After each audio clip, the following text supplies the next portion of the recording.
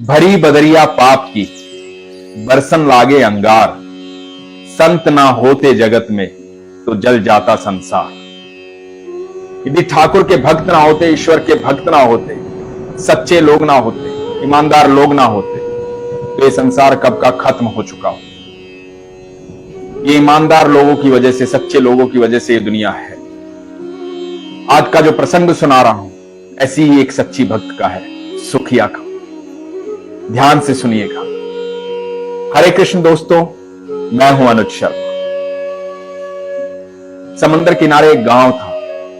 उस गांव में रहती थी सुखिया, भगवान श्री कृष्ण की अनन्य भक्त, ठाकुर जी की अनन्य भक्त। सबके घर में झाड़ू पोछा करती, चूल्हा चौका करती, सबके काम करती, और सुबह शाम खुद से फूल चुन चुन कर लाती, फूलों की माला बनाती, अपने ठाकुर को फूलों की माला पहना। सारे काम करती कृष्ण कृष्ण कहते हुए, राधे राधे कहते हुए। पूरे दिन सिर्फ मन में एक ही बात चलती थी, मेरे कृष्ण, हरे कृष्ण, राधे कृष्ण, कृष्ण कृष्ण, और कुछ नहीं। लोग पागल कहने लगे थे। जब भी जिससे मिलती, राधे राधे, कृष्ण कृष्ण, हरे कृष्ण, बस ऐसे ही रहती थी। दीवानी थी इसलिए लोग पागल बोलते थे। दीवानी थी कृष्ण की, ठाकुर की, और कृष्ण भी बेहद प्यार करते थे उनसे। सुखिया भगवान श्री कृष्ण की इतनी अनन्य भक्त थी कि सब लोग कृष्णाबाई बोलते थे। कोई भी सुखिया की जब बातें करता तो बोलते कृष्णाबाई, कृष्णाबाई फला के घर गई है, कृष्णाबाई उसके घर गई है, वहां मिलेगी कृष्णाबाई। तो एक दिन हुआ यूं कि कृष्णाबाई सो रही थी। भगवान श्री कृष्ण सपने में आए। भगवान श्री कृष्ण ने कहा कि तू कल शाम से पहले यहां से चली जाना, भूचाल आने वाला है, ये सारा गांव डूब जाएगा, जलमग्न हो जाएगा, तो यहां से बाहर चली जाना। सुबह सुखिया उठी, कृष्णाबाई उठी। उठ करके उसने सबको गांव में कहा कि सुनो, भगवान ने बताया गांव डूब जाएगा आज, यहां से सब चले जाओ, ये गांव डूबने वाला है, भगवान ने बताया है। सबके घर में जा जाकर के बताया कि गांव डूबने वाला है, यहां से चले जाओ, भगवान ने मुझे बताया है। लोग तो पहले से ही पागल बोलते थे, दीवानी बोलते थे। लोगों को लगा कि लो, ये पागलपन की पराकाष्ठा है। अब ये भविष्यवाणी भी करने लगी, गांव डूब जाएगा, चले जाओ यहां से। तो सबने कहा कि कृष्णा तू ही चली जा यहां से, हम तो यहीं रहेंगे। कृष्णाबाई को तो भरोसा था, क्योंकि ठाकुर जी ने जो कहा था। एक बैलगाड़ी वाले को बुलवाया। बैलगाड़ी वाला भी भगवान श्री कृष्ण का अनन्य भक्त। वो कृष्णाबाई की बात पर विश्वास करता था। सारा सामान लादा और बोली चल भैया, इस गांव से बाहर चलते हैं। जब गांव से बाहर जा रही थी तो सब लोग उसका मजाक उड़ा रहे थे। सब कह रहे थे पागल हो गई है, कहां जाएगी गांव छोड़ करके, तेरी मर्जी, जा तू चली जा, हम तो यहीं रहेंगे, देखते हैं गांव डूबेगा कि नहीं डूबेगा।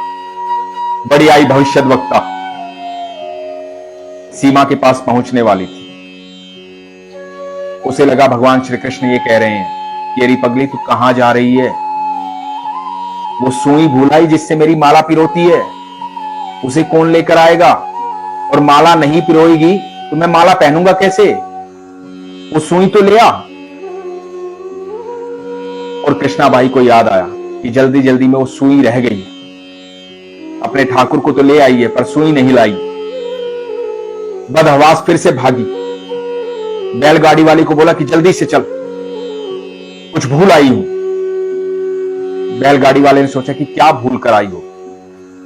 वापस गांव में आती दिखाई दी तो लोगों ने फिर मजाक उड़ाया कि अब क्या रह गया, ऐसा कौन सा सोना चांदी था तेरे पास जो रह गया जिसको लेने आई है, जल्दी चली जा, गांव डूब जाएगा।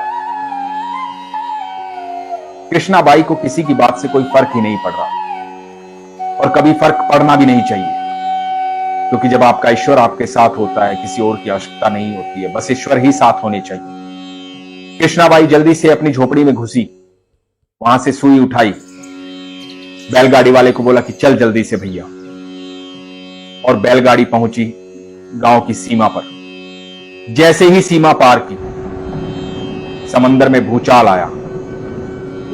पूरे गांव में त्राही त्राही मच गई, सब कुछ डूब गया। कि कृष्णाबाई देख रही थी और बैलगाड़ी वाला देख रहा था। भगवान की इतनी प्यारी भक्त थी। इस प्रसंग से ये देखिए कि अपने भगवान की छोटी सी चीज वो भूल आई थी, सुई, मात्र सुई।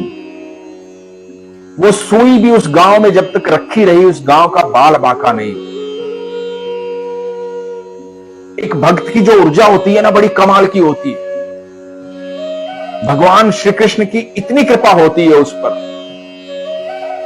कि वो साधारण नहीं होता है भक्त। वो जहां होता है वहां की ऊर्जा बदल जाती है।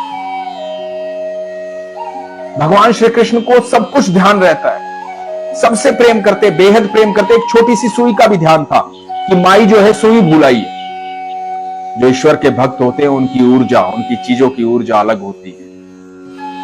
इसलिए हमेशा कोशिश कीजिए, भक्तों के साथ बैठिए, आपकी ऊर्जा बदल जाएगी। अपनी सारी नकारात्मकता को खत्म करना चाहते हो तो अच्छी संगत में बैठो, सत्संग सुनो, संतों की बात सुनो, संतों के साथ रहो, भगवान श्री कृष्ण के बारे में जानो, श्रीमद् भगवत गीता पढ़ो।